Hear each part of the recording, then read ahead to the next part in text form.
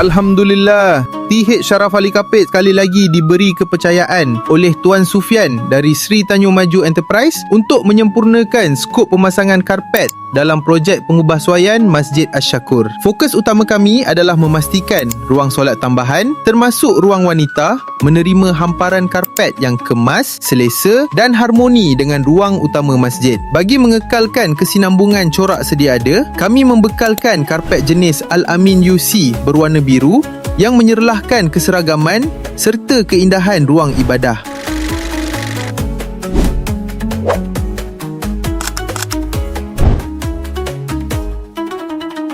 Pasukan in-house TH Sharaf Ali sekali lagi membuktikan ketelitian dan kepakaran mereka.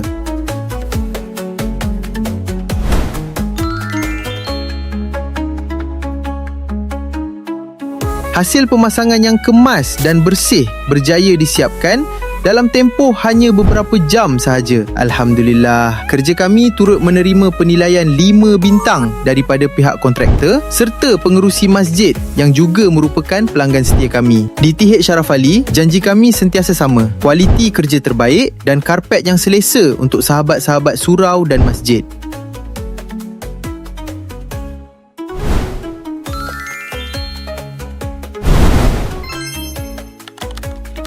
Jika masjid atau surau anda memerlukan karpet baharu atau khidmat baik pulih, kami sedia membantu. Jom tukar karpet. Hubungi kami di +6 016 66 077 86 untuk hasil yang lebih eksklusif, kemas dan selesa.